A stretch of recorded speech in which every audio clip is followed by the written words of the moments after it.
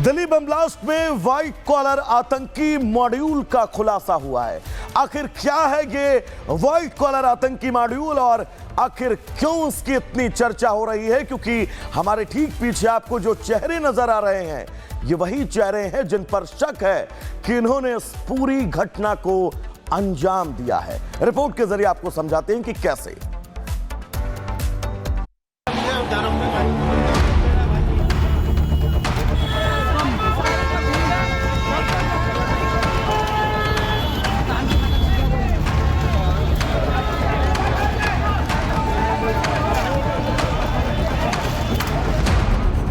दिल्ली के लाल किले के पास सब कुछ सामान्य था।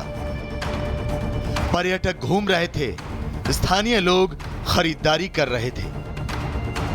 तभी एक I-20 कार में जोरदार धमाका हुआ। लोग कुछ समझ पाते इससे पहले चीख पुकार मच गई। आसपास की गाड़ियां आग का गोला बन गई। धमाके के वक्त आसपास जो भी था उसके चीथड़े उड़ गए। दिल्ली में हुए इस धमाके की जांच के दौरान पहली बार एक नया शब्द सामने आया, व्हाइट कॉलर आतंकी। अभी तक आपने व्हाइट कॉलर बिजनेसमैन सुना होगा, व्हाइट कॉलर अफसर सुना होगा, व्हाइट कॉलर पॉलिटिशियन सुना होगा, लेकिन अब जांच एजेंसियों ने व्हाइट कॉलर टेरर मॉड्यूल का पता लगाया है, जो देश के लिए अच्छी खबर नहीं है। व्हाइट कॉलर टेरर मॉड्यूल में ऐसे आतंकी शामिल हैं जो पढ़े लिखे होते हैं, डॉक्टर, इंजीनियर जैसे प्रतिष्ठित पेशे में होते हैं। ये बंदूक से ज्यादा दिमाग चलाते हैं। यानी अब आतंकवाद का चेहरा बदल रहा है। अब ये सिर्फ बंदूक चलाने वालों का नहीं रहा, बल्कि लैब में बैठने वालों का भी हो गया, क्योंकि ऐसे प्रतिष्ठित पेशे में रहने वाले लोगों पर किसी को शक नहीं होता। ऐसे लोग आसानी से आम लोगों के बीच घुल मिल जाते हैं, जिससे आतंकियों का काम आसान हो जाता है। देखिए, इसमें नई चीज ये है कि पढ़े लिखे डॉक्टर्स का इस्तेमाल किया गया है। आपकी क्या भी बैकग्राउंड हो, पढ़ाई लिखाई कैसी हो, आप वाइस प्रेसिडेंट हो या आप डॉक्टर हो या इंजीनियर हो या PhD हो, आपका धार्मिक आइडियोलॉजी का इस्तेमाल करके किस तरह से रेडिकलाइज किया जाता है इस देश को तोड़ने के लिए, वो आपने देखा। दिल्ली में ब्लास्ट की जांच कर रही एजेंसियों ने भी ऐसे ही व्हाइट कॉलर आतंकियों का पता लगाया है। सुरक्षा एजेंसियों के मुताबिक दिल्ली की जिस कार में धमाका हुआ, उसे डॉक्टर उमर नाम का शख्स चला रहा था। डॉक्टर उमर फरीदाबाद की अल फलाह यूनिवर्सिटी में चिकित्सक था।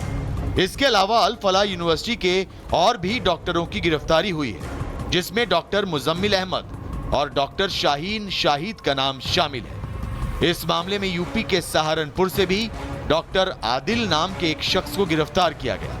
ये सभी डॉक्टर दिल्ली के धमाके से पहले ही गिरफ्तार किए जा चुके थे। इन व्हाइट कॉलर आतंकियों का संबंध जैश और अंसार गजवतुल हिंद से मिला है। देखिए, ये जो टेरर प्लॉट है, अब ये जो बड़े एजुकेटेड आदमी हैं, ये डॉक्टर जो हैं, उनके से दिख रहा है कि ये इसमें इन्वॉल्व हैं। ये अक्टूबर 27 को जो है कश्मीर के अंदर हिजबुल जैश मोहम्मद के पोस्टर्स लगे थे, और जब जम्मू कश्मीर पुलिस ने सारे खंगाला CCTV देखा, उसके अंदर से एक डॉक्टर आदिल अहमद जो है, जो एक रेजिडेंट डॉक्टर होता था वहाँ पे GMC में अक्टूबर 2024 तक, उसको अरेस्ट किया उन्होंने, और उसके लॉकर से AK-47 मिला। और उसकी इंटेरोगेशन के बाद ये एक डॉक्टर मुजम्मिल हैं जो वहाँ फरीदाबाद में एक रेंटेड अकोमोडेशन में रह रहे थे, उसके घर पे छापे मारे और उसको अरेस्ट किया गया, और उसके घर से एक इतना बड़ा जजीरा मिला है। अंसार गजवतुल हिंद अल-कायदा का एक शैडो आतंकी संगठन है। पाकिस्तान ने इसे जानबूझकर कश्मीर में स्थानीय स्तर पर खड़ा किया है, ताकि इसके हमलों में पाकिस्तान का नाम सामने ना आए। इस आतंकी संगठन में व्हाइट कॉलर पेशे वाले लोगों की भर्ती की गई। 2017 में जाकिर मूसा ने गजवतुल हिंद का गठन किया था। आतंकी बनने से पहले वो इंजीनियरिंग का छात्र था। मई 2019 में सुरक्षा बलों ने आतंकी जाकिर मूसा को मार गिराया। जाकिर मूसा के बाद हमीद ललहारी ने एजीएच की कमान संभाली, लेकिन सुरक्षा बलों ने उसे भी 22 अक्टूबर 2019 को मार गिराया। जम्मू कश्मीर के तत्कालीन पुलिस महानिदेशक दिलबाग सिंह ने ऐलान किया था कि एजीएच पूरी तरह समाप्त हो गया, लेकिन जुलाई 2021 में यूपी के गाजीपुर से एजीएच के 2 आतंकी अरेस्ट किए गए। जून 2022 में सुरक्षा बलों ने एजीएच के commander Abdullah Abbas Ghazi but उर्फ अब्दुल्ला गाजी को कुलगाम में मार गिराया।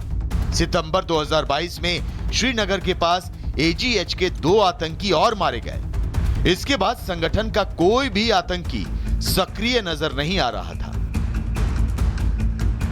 लेकिन अब आदिल और मुजम्मिल की गिरफ्तारी ने बता दिया है कि ये जिहादी संगठन अभी खत्म नहीं हुआ, बल्कि व्हाइट कॉलर आतंकियों के सहारे फिर से खड़ा होने की कोशिश कर रहा है।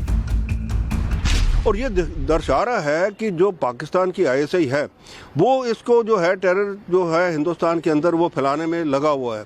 अभी हाल ही में गुजरात एटीएस ने 3 आदमी अरेस्ट किए, जिसमें एक और डॉक्टर था जो चाइना से एमबीबीएस करके आया है और उसने रिसिन बना रहा था, जो एक बड़ा ही पावरफुल जो पॉइजन है और उसका टेस्टलेस है, ऑर्डरलेस है और वो मास किलिंग के लिए इस्तेमाल हो सकता था। दिल्ली धमाके में 2 आतंकी संगठनों का नाम सामने आया है। पहला है जैश-ए-मोहम्मद और दूसरा है अंसार गजवतुल हिंद। यानी अब आतंकी संगठन अलग अलग नहीं बल्कि साथ मिलकर काम कर रहे हैं, जो सुरक्षा एजेंसियों के लिए बड़ी चुनौती है। फिलहाल सुरक्षा एजेंसियां ये पता लगाने की कोशिश कर रही हैं कि एजीएच के व्हाइट कॉलर आतंकी गैंग में और कौन कौन से लोग शामिल हैं। इन्होंने खुद से धमाके की साजिश रची या फिर किसी के इशारे पर काम कर रहे थे। मुजम्मिल को जिस तरीके से गिरफ्तार किया गया है और जिस तरीके से यहीं पर बैठकर इसी यूनिवर्सिटी से वो पूरे तरीके से ये प्लानिंग कर रहा था टेरर अटैक करने की या फिर जो विस्फोटक है उसे जुटाने की, वो पूरे तरीके से अब ये कहीं ना कहीं ये कहा जा सकता है कि पहले कुछ लोग ये बोल रहे थे कि अगर रोजगार नहीं होगा तो लोग पत्थर उठाएंगे, हथियार उठाएंगे, लेकिन अब साफ तौर पर ये हम कह सकते हैं कि डॉक्टर होने के बावजूद भी जिस तरीके से आतंकी घटनाएं की साजिश करने के लिए, जिस तरीके से विस्फोटक जुटाने के लिए ये जो है इकट्ठा किया जा रहा था, पूरे देश को दहलाने की कोशिश की जा रही थी, तो उससे जाहिर तौर पर हम यही कह सकते हैं कि मंशा इनकी साफ है कि हमें करना कुछ भी है लेकिन अपने टारगेट को पूरा रखना है। दिल्ली में धमाके की जांच फरीदाबाद, सहारनपुर और जम्मू कश्मीर के कुछ जगहों से जुड़ रही है। इस धमाके में अभी तक जितने भी किरदार सामने आए हैं वो सभी अच्छे खासे पढ़े लिखे लोग और प्रतिष्ठित पेशे में थे, जबकि पहले तो आतंकी गरीब नौजवानों को पैसे का लालच देकर उनका ब्रेन वॉश करते थे। ऐसे में सवाल यह है कि आखिर ऐसे व्हाइट कॉलर लोगों को आतंकी संगठनों ने कैसे फांसा? क्या पढ़े लिखे लोग भी कट्टरपंथी विचारधारा के पैरोकार बनते जा रहे हैं? और समाज में रह रहे ऐसे लोगों की पहचान कैसे की जाए?